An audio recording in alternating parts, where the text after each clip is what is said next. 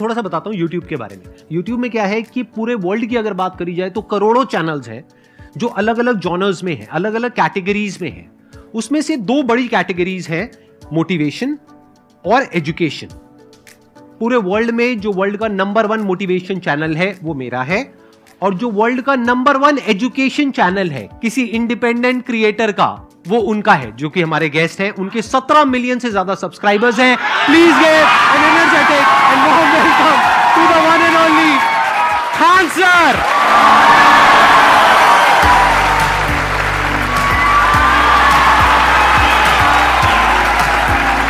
क्या हाल चाल जी, कैसे हैं आप?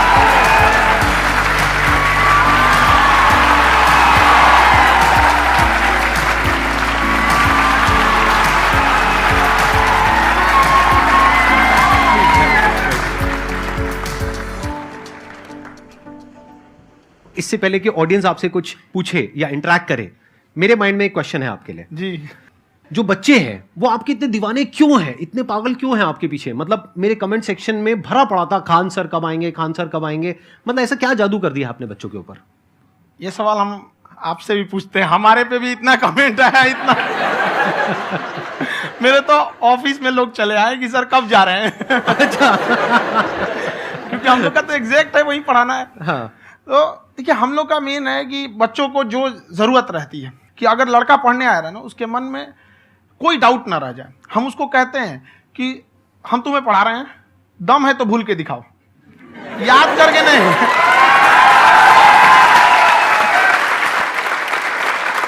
प्लस आप जिस प्राइस पॉइंट पे पढ़ा रहे हैं, आई थिंक वो सबसे कम है, वो बहुत ही कम है। सर ये जो फीस का कल्चर है, ये हमारा इंडियन कल्चर नहीं है। हमारा इंडियन कल्चर गुरु दक्षिणा है, उस हिसाब से वो सही है। ऑक्सीजन जैसे जिंदगी के लिए जरूरी है, वैसे एजुकेशन जरूरी है। कोई ये नहीं कह सकता है कि पैसे की वजह से वो खान सर के यहाँ से लौट गया। क्या बात है।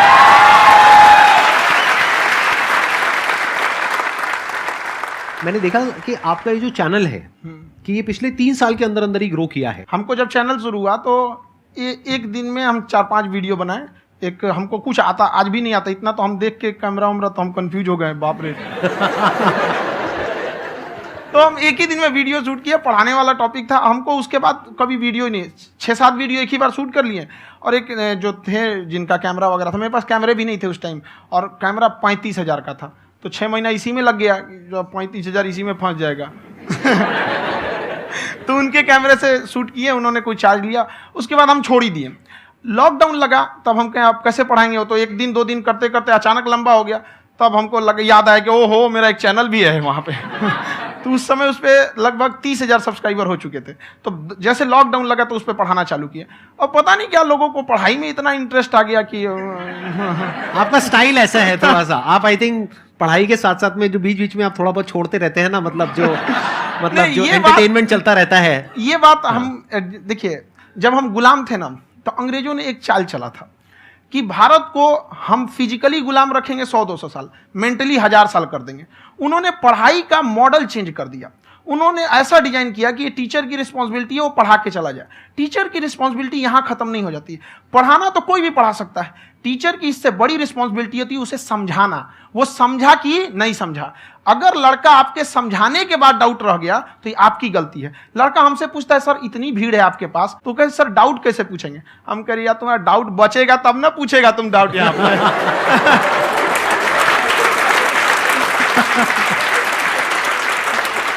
कॉन्फिडेंस नेक्स्ट लेवल है खान सर का, मानना पड़ेगा। और शायद यही वजह है इनकी जो ग्रोथ है उसका।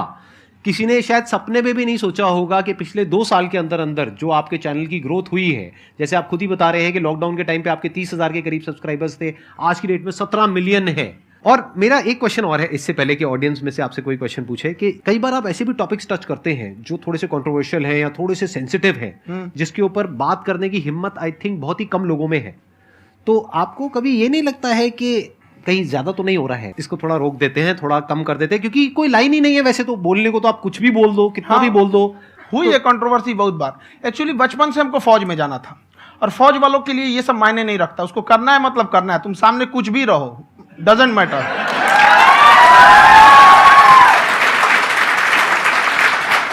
और मैंने YouTube पे देखा कुछ वीडियोस में कि आपका जो इंस्टीट्यूट है वहां पर आज से कुछ साल पहले कुछ बम गिरे थे? हाँ, कुछ गिरे थे, कुछ तो बहुत सॉलिड जगह गिरा था, फटा नहीं वो। मतलब आपके आसपास? हाँ, बम को भी पता है कि टीचर की इज्जत किया जाता है। क्या बात है, क्या बात है। मैं समझ पा रहा हूं कि ये आपके अंदर जो एटीट्यूड है ये कहां से आ रहा है, क्योंकि आप बचपन से ही फौज में जाना चाहते थे, तो आप जंग के मैदान में ही खड़े हैं एक तरीके से। बस फर्क ये है कि आपके हाथ में कलम है, हथियार ना हो करके। हथियार से एक आदमी की जान जा सकती है, हाँ। कलम से बहुत ताकत होता है। शिक्षा एक ऐसा हथियार है ना, हर कुरीतियों से लड़ सकता है, हर तरह की समस्याओं से। और ये एक ऐसा हथियार है, मेटल डिटेक्टर में भी नहीं पकड़ाता है।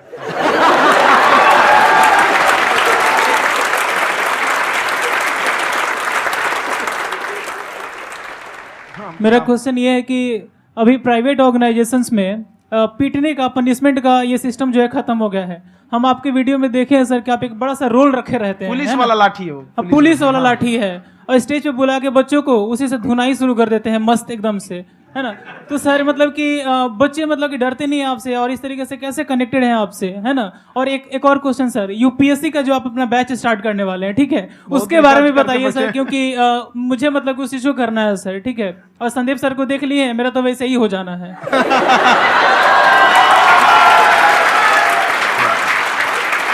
क्या हो जाना है? मेरा पूरा कंप्लीट करो। I'll be an IAS officer next year because I have seen you, sir. My day is like complete, sir. All the best. Thank you so much, sir. Thank you. पूरा बोला करो। Thank you. देखिए, लड़कों को जहां तक पीटने की बात है, जब पढ़ाने की बात आएगी तो उसको हम पूरे बेहतरीन ढंग से पढ़ाएंगे। लेकिन जब सजा देने की बात आएगी ना, तो वो भी बेहतरीन ढंग से होगा। ऐसा थोड़ी होगा कि बस एक ही चीज बेहतरीन ढंग से होगा। और डर का होना बहुत जरूरी है। ये डर भी अपने आप में एक मोटिवेशन है, क्योंकि जब आपके अंदर एक थोड़ा सा डर रहे ना, तो डर के भागिए मत। एक ऐसा डर जिसको आप लगे कि नहीं नहीं थोड़ा सा और करने की जरूरत है, फिर तो ये हम इसको क्रॉस कर जाएंगे आप। तो लड़कों के अंदर ये डर बनाना भी जरूरी रहता है। और रही बात यूपीएससी वाले की, जो आपने बोला, बहुत सारे लड़के वेट कर रहे हैं यूपीएससी की, क्योंकि 2-2.5 लाख फीस सारे लोग एफोर्ड नहीं कर सकते।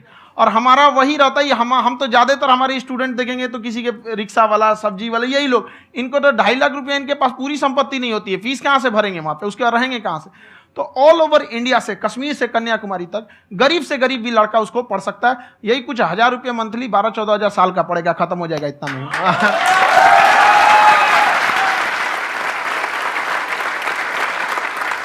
ये जो डंडे वाली बात इन्होंने कही, ये सच है? मतलब आप हाँ, सच में एक डंडा रखते हो पुलिस का ही है वो, और मारते हो? हाँ।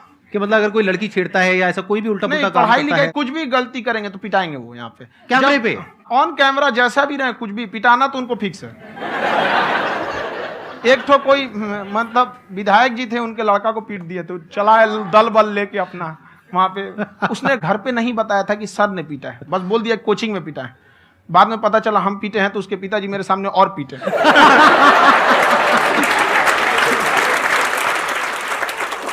सर आपका सबसे बड़ा डर क्या है, आप दोनों का?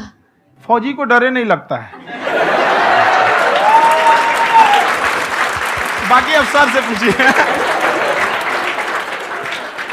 आज के सेशन से पहले कोई डर नहीं था, लेकिन अब मुझे इनकी डंडे वाली कहानियां सुन करके डर लग रहा है कि कहीं मैंने गलती से कुछ बोल दिया अरे ऐसा और नहीं। इन्होंने कहीं पीछे कुछ रखा हुआ है, और यही आ करके अगर इन्होंने मेरी पिटाई कर दी तो बहुत बुरा हो जाएगा। तो इसलिए हमको थोड़ा डर लग रहा है।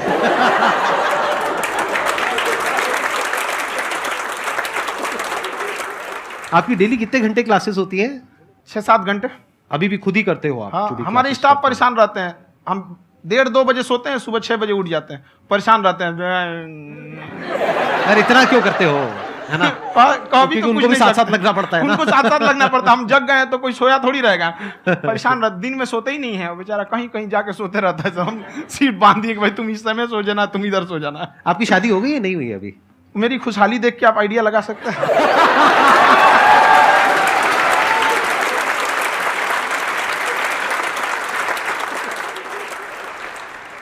First of all I would like to say sir thank you so much to you and to your team कि आपने मुझे यहाँ आने का मौका दिया। एंड सर अब तक मैंने आपको सिर्फ फ़ोन या लैपटॉप में ही देखा है दोनों को, आज फर्स्ट टाइम लाइव देख रही हूँ तो बहुत अच्छा लग रहा है।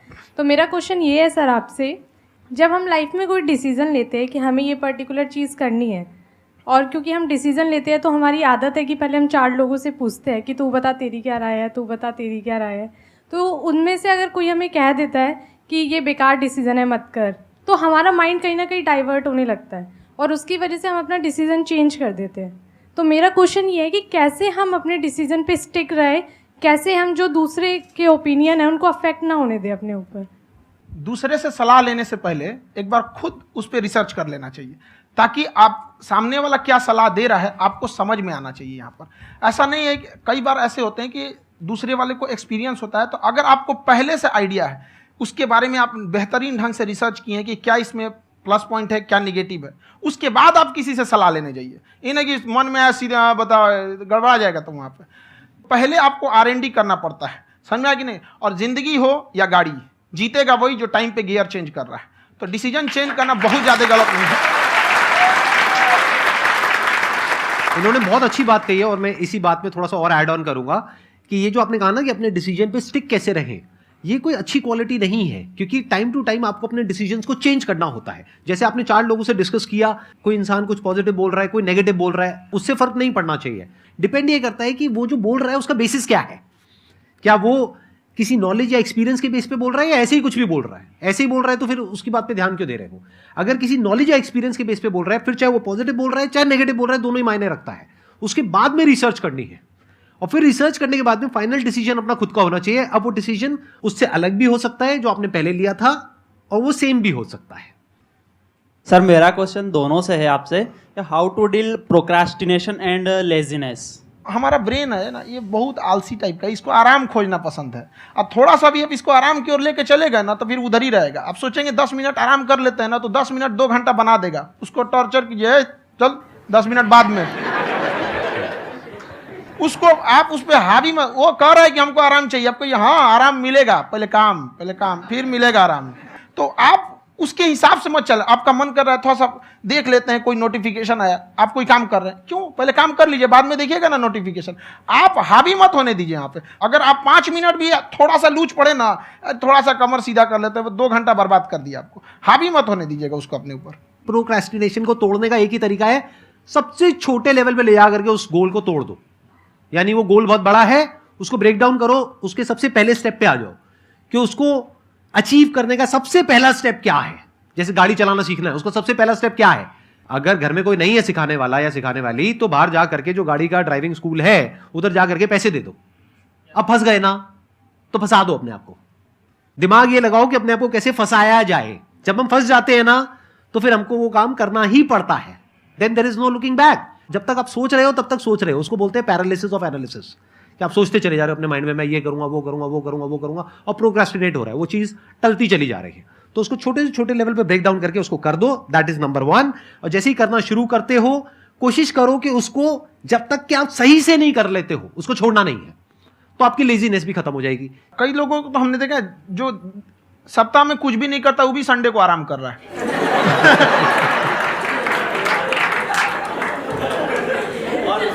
वैसे कहा भी जाता है कि अगर कोई काम आपको करवाना है ना, तो ऐसे किसी इंसान को दो जो बिजी है। हाँ। ऐसे आदमी को मत दो जो खाली है। ये परफेक्ट एग्जाम। किसी को भी आप देखिएगा जिसको आप कहते हैं कि मतलब थोड़ा ठीक ठाक आप समझते हैं कि नहीं ये बहुत आगे निकल, वो एक काम को खत्म करने के बाद कभी आराम नहीं करेगा। एक काम खत्म हुआ उसको लगेगा हाँ एक खत्म हो गया, अब दूसरा करना चाहिए। और वही जिसको देखिएगा एक खत्म हो गया और आराम करना चाहिए, कभी नहीं, लाइफ में आखिरी सांस तक। सर यहाँ पे सब हिंदी में पूछते हैं, इंग्लिश में पूछते हैं, मैं भोजपुरी में पूछूं? जौन भाषा ठीक लगे तोने में पूछ दो। हाँ सर।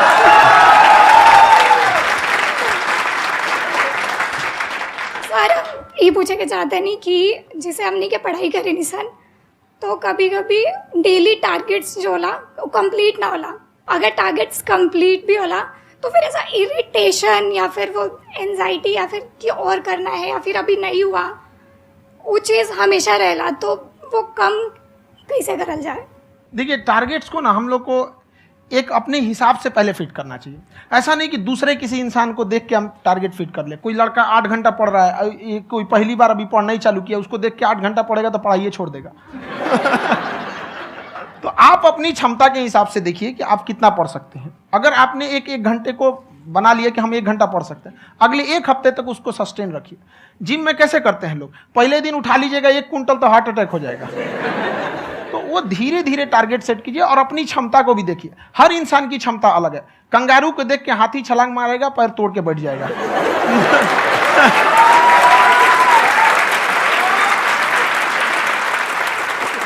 अब संदीप सर का मोटिवेशन देख के इसका मतलब क्या कि ट्रेन के आगे खड़ा हो जाएंगे, ढकेल देंगे तुमको। हालांकि ऐसा कर देते हैं, लेकिन ऐसा करिएगा लोग नहीं, क्षमता पता होना चाहिए।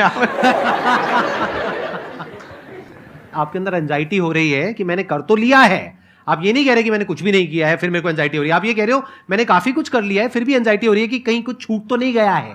तो बेसिकली आपको ये देखना है कि अगर आपके अंदर ये एंजाइटी हो रही है, that means you are a very good student.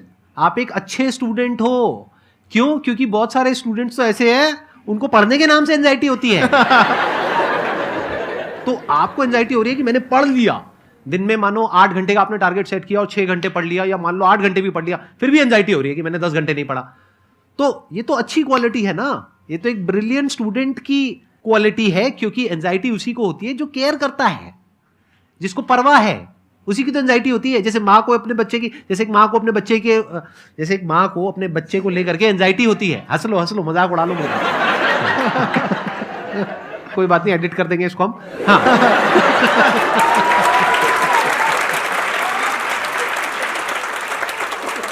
जैसे एक माँ है, उसको अपने बच्चे को लेकर के एंजाइटी होती है, थोड़ी सी भी तबीयत खराब हो जाए उसको एंजाइटी होती है, चाहे बच्चा ठीक भी है, डॉक्टर को नहीं होती है। क्यों? क्योंकि माँ को उस बच्चे से प्यार है। तो दैट मीन्स कि आप अपनी पढ़ाई को लेकर के सीरियस हो, इस वजह से आपके अंदर एंजाइटी हो रही है, विच इज नॉर्मल। जहां पर प्यार मोहब्बत होती है वहां पर थोड़ी बहुत एंजाइटी तो होती ही है ना। समझ रहे हो ना मैं क्या कहना चाह रहा हूं? आप लोग समझ रहे हो ना मैं कहां जा रहा हूं? जब वो किसी और से बात करती है तो एंजाइटी होती है ना।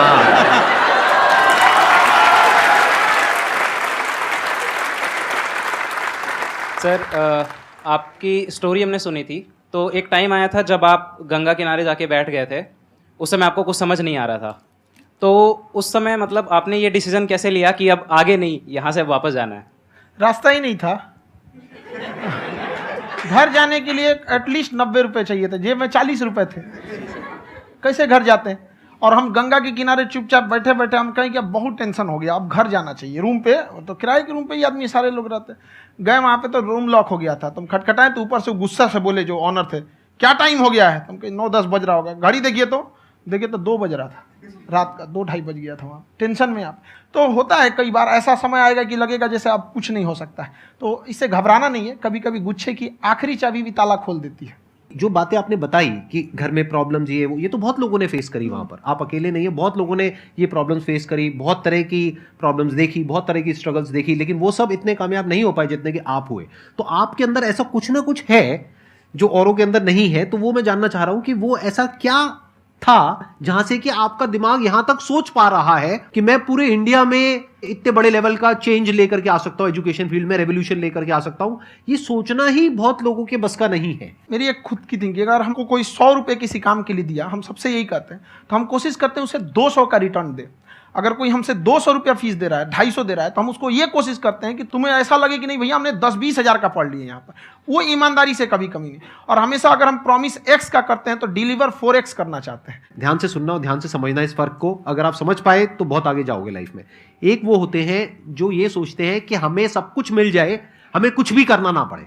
दूसरी कैटेगरी होती है लोगों की जिनको जितना मिलता है उसमें भी चोरी चकारी करते हैं या कोशिश करते हैं कि उससे कम दे सामने वाले को जितना कि हमें मिल रहा है। तीसरी कैटेगरी होती है लोगों की जो इनके जैसे लोग होते हैं। वो क्या करते हैं? वो ये सोचते हैं कि अगर मैंने किसी से 1 रुपए भी लिया, देखा जाए तो 200-250 रुपए कुछ भी नहीं होता है, 200-250 रुपए अगर मैंने लिया तो कैसे उसको 400 रुपए की वैल्यू दूं। ये जो थिंकिंग है ना, यही एक फर्क होता है एक ऐसे इंसान में जो बहुत आगे निकल जाता है और उस इंसान में जो मीडियोकर रह जाता है। आप अपने आप को अपने आप के ऊपर समय दीजिए, उसको डेवलप कीजिए। जब आप अपने आप के ऊपर खर्च करते हैं तो आने वाले समय में लोग गूगल पे आपको सर्च करते हैं। क्या बात है सर, ये आपने अभी बनाया है या ये कोई पुराना आपका वो है? बनते रहता है इसे, फ्लो में बन जाता है। आपके अंदर ना सर एक कवि छुपा हुआ है कहीं ना कहीं जो बाहर आना चाहता है। कभी ना कभी आपने सोचा होगा कुछ कभी कभी देखिए, एक चीज है, संगत का बहुत अच्छा असर पड़ता है। ये चीज को हमेशा, संगति का मतलब लोग हल्के में ले लेते हैं। संगति का मतलब होता है संग संग गति। तो अच्छे लोग के साथ रहेंगे तो संग संग अच्छी गति होती जाएगी, खराब में रहेंगे तो ये भी होता है। बट अपने आप को थोड़ा सोचना चाहिए कि हम केवल जी के मर जाएं इसके लिए नहीं आए हैं।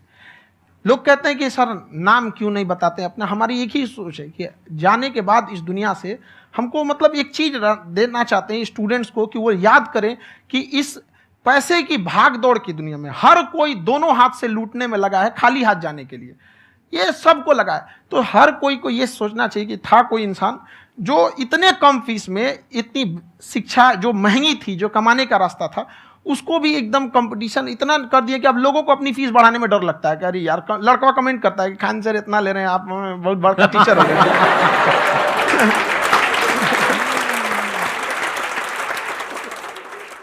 खान सर की एक क्लिप है, ये समय और समझदारी में बहुत फ़र्क होता है। अगर समय रहते समझदारी आ गई तो इंसान कामयाब हो गया, लेकिन अगर समय चला गया फिर समझदारी आई फिर तो बेकार है।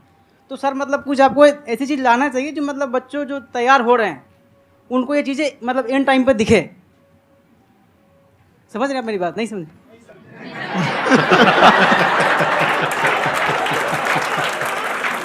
यही होता है सर का मोटिवेशन ज्यादा हो जाता है। जब आप स्ट्रगलिंग फेज में हैं तो कम से कम चीजों को अपने ऊपर खर्च कीजिए, ज्यादा से ज्यादा सीखने में खर्च कीजिए। अगर आपको राजा बनने का शौक है तो गुलाम की तरह मेहनत करना सीखिए, तब राजा बनेंगे।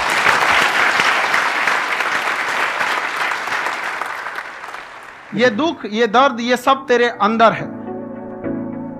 तू अपने बनाए इस पिंजड़े से बाहर निकल के देख, तू अपने आप में एक सिकंदर है।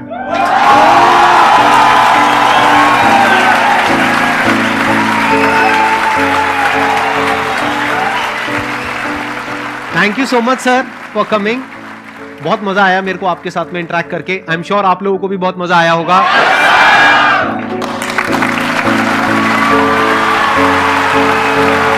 Thank you so much.